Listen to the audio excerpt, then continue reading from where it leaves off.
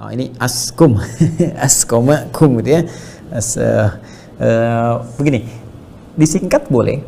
Di dalam bahasa Arab ada singkatan, bahkan di dalam bahasa syariat itu ada singkatan. Jadi tidak semua bahasa Arab itu mencakup makna umum gitu ya. Jadi ada nanti yang bahasa syariat. Bahasa syariat itu yang disampaikan dalam bahasa Arab cuma dalam terminologi keislaman. Jadi bukan bahasa pada umumnya. Ya seperti iman, takwa, itu bahasa syariat tuh dalam Islam. Ya, jadi mari kita tingkatkan iman dan takwa. Iman, takwa itu bahasanya bahasa syariat, bukan bahasa Arab biasa. Ya, kemudian misalnya bahkan ada amalan-amalan kalimat thayyibah, ya, ada la haula wala quwwata illa billah, ada tasbih, ya, tasbih subhanallah, tahmid alhamdulillah, takbir Allahu akbar. Nah, itu secara gambaran kalimat diksinya bisa disingkat. Misalnya alhamdulillahirabbil alamin, ya, disingkat istilahnya menjadi tahmid alhamdulillah, kan? Kemudian bismillahirrahmanirrahim disingkat dengan basmalah, la haula wala quwwata illa billah disingkat dengan hauqalah, ya. Nah, demikian pula dengan assalamualaikum warahmatullahi wabarakatuh.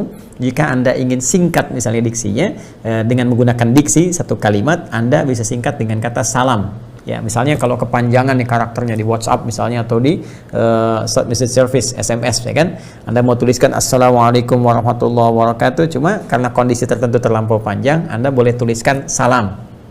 Salam itu kalimat singkat dari assalamualaikum warahmatullahi wabarakatuh.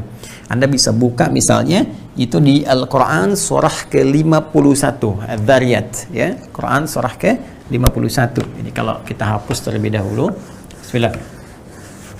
Quran surah ke-51 Adz-Dzariyat di ayat yang ke-24. Ya, boleh nanti diluruskan kalau keliru. Ya, Quran surah ke-51. Ya, Adz-Dzariyat. Adz-Dzariyat. Dzariyat. Di ayat ke-24, ya, di paling kanan agak sedikit ke bawah di mushaf standar. Hal ataka hadithu dhaif Ibrahim al-mukramin idh dakhalu alaihi faqalu salama qala salam qaumun munkarun. Kan? Hal ataka hadithu dhaif Ibrahim al-mukramin, pernahkah Anda dengar kisah tentang Nabi Ibrahim yang kedatangan tamu-tamu yang sangat dimuliakan itu oleh Nabi Ibrahim alaihissalam? Idh dakhalu alaihi, yaitu tatkala mereka izin masuk ke rumahnya, ingin masuk, faqalu, mereka berkata salama. Ya, ini menarik nih. Ya, jadi tamu-tamu ini yang ternyata nanti malaikat yang Allah tugaskan, ya, Allah tugaskan untuk datang ke tempatnya Nabi Lut untuk memberikan janji Allah karena umatnya Nabi Lut minta diazab. Ya, sebelum sampai ke sana mampir dulu ke kediaman Nabi Ibrahim alaihissalam. Maka mereka kemudian minta izin masuk, faqalu, dan mereka mengucapkan salam, mereka berkata salama. Ya, faqalu kalau kita tuliskan nih standarnya begini, salaman gitu kan, salama. Nah, tapi nanti kalau di mushaf kita pakai alifnya, alif tegak gitu ya, alif tegak seperti ini. Nah, gitu ya. Jadi bacanya panjang, ini sama dengan satu alif, ya, salama. Ya, kita berikan begini untuk memudahkan. Kemudian dijawab qala salam. Qala dijawab Nabi Ibrahim alaihissalam salam, gitu ya. Ini rafa, ini nasab. Ya, kalau di mushaf nanti pakai alif tegak ya, salam. Lihat sini teman-teman sekalian. Ini singkatan nih dari assalamualaikum warahmatullahi wabarakatuh. Jadi singkatannya tuliskan apa? Salam. Cuma saya ingin katakan begini, satu hal yang sangat luar biasa. Malaikat itu ketika menyampaikan qalu salama, ini mansub, ya, rafa, untuk menunjukkan sesuatu yang terjadi pada saat itu. Ya, assalamualaikum, kan? Tapi yang paling menarik, jawaban Nabi Ibrahim alaihissalam itu menggunakan rafa, salamun, ya. Sedangkan rafa itu sifatnya itu progresif terus, ya, untuk menunjukkan isbat sesuatu yang tetap tapi mustamir, berlangsung terus. Ya, jadi saya mau katakan begini, Anda mendoakan, salam itu kan doa supaya selamat, supaya damai, supaya tentram. Mana yang paling utama? Mana yang paling istimewa? Ya, yang lebih unggul? Apakah memberikan terbatas satu tempat saja? Atau memberikan doa ini, memberikan dorongan kebaikan ini bukan hanya pada saat itu, tapi berharap seterusnya diberikan seperti itu. Ya, tentu yang kedua kan, nah, dalam bentuk rafa. Nah, ini yang menunjukkan bagaimana mulianya Nabi Ibrahim alaihissalam senantiasa membalas sesuatu lebih baik dari apa yang diberikan.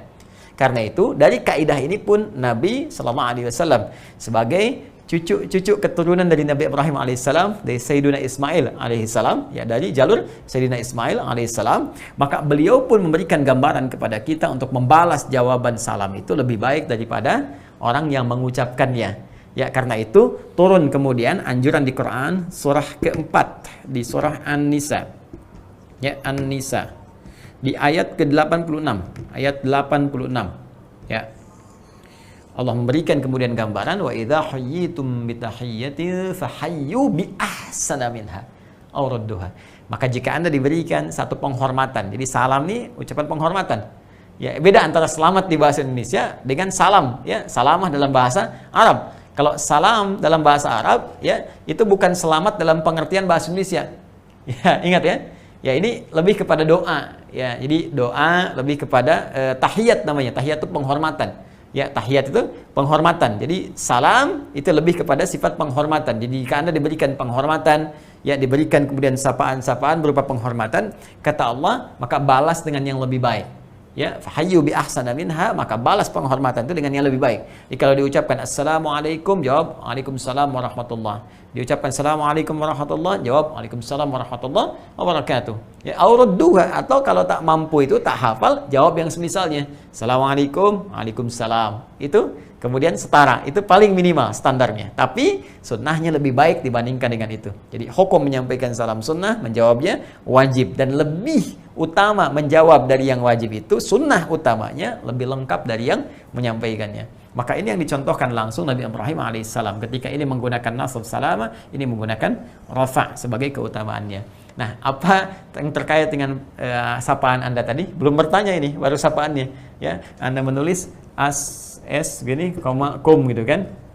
Nah, jadi kalau mau disingkat, saya sih sarankan lebih baik Anda menyingkat dengan salam misalnya begini, kan? Nah, ini singkatannya ada di Al-Quran, surahnya tadi saya sampaikan. Jadi yang dimaksud ditulisnya begini salam, bacaannya Assalamualaikum warahmatullahi wabarakatuh. Ya. Ini sederhana, tapi bukan persoalan kita memahami, oh ini kan paham Ustaz kalau begitu Assalamualaikum. Ya, saya mengerti, saya paham gitu kan. Hanya ini persoalan bagaimana mengikuti keteladanan dalam Al-Quran. Ada pahalanya. Ya, jadi tinggal pilih aja mau ada yang pahala atau tidak, bukan persoalan ribet atau tidak. Ya, Anda mau tuliskan misalnya as-sakum, ass, as aja gitu kan, itu kembali kepada masing-masing. Dan kita mengerti kalau dia muslim pasti maksudnya Assalamualaikum, tapi meneladani redaksi Al-Quran, meneladani isyarat-isyarat ayat, ada pahala yang kita dapatkan, itu poinnya.